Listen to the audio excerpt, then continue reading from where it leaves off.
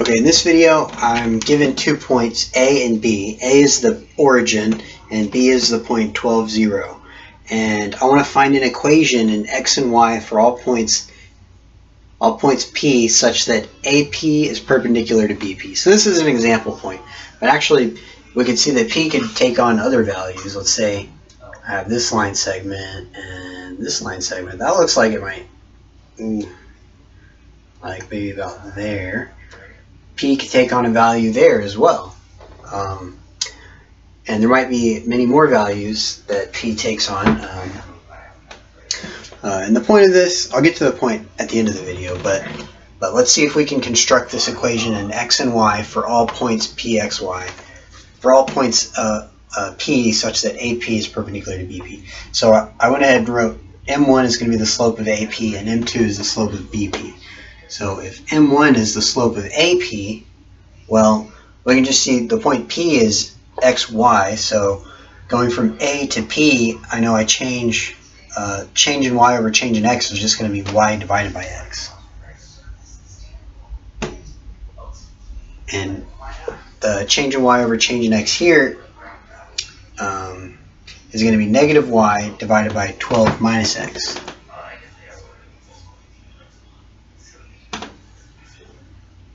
Okay, and also, so if I have, if I want to let M1 and M2 be perpendicular slopes, M1 has to be equal to negative 1 divided by M2.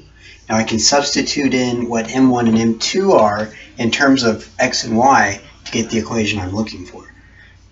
So we'll have y divided by x is equal to negative y divided by 12 minus x. Oh, whoops, hold on. Negative 1 divided by that. So negative 1 divided by negative y divided by 12 minus x. Or in other words, this is going to be negative 12 minus x divided by negative y is equal to y divided by x. Or negative y squared is equal to negative x times 12 minus x.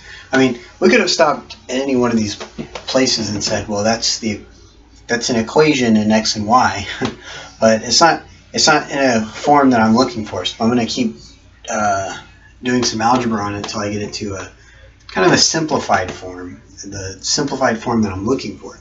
So I distribute the negative x in. I have x squared minus 12x. And I have a negative y squared over here. So I'll just move that to the other side of the parentheses. I'll say y squared plus x squared minus 12x is equal to 0. Now this, we can see is getting into, well, I think it's in the form of a circle. So let's see if we can put it in a form that we're more familiar with. So I have y squared plus x squared minus 12x. I'm going to complete the square there, so I'll have to add 36 to this side. If I do that, I'll have to add 36 to that side.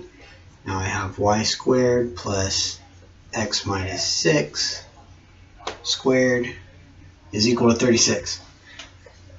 Okay, now this is the form I was looking for. And so what this shows is that the set of all points P that are perpendicular to A and B form this circle here, a circle with radius 6 and a center at 6, 0. So if I have a point here, 6, 0, and then I can just, count out all the points that are 6 away from that. I guess it would be somewhere over here. Well, this is also the set P, the set of all points.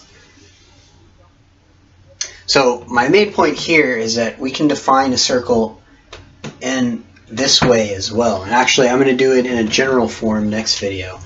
We can define the circle to be the set of all points that have that form perpendicular segments with the two endpoints of a diameter.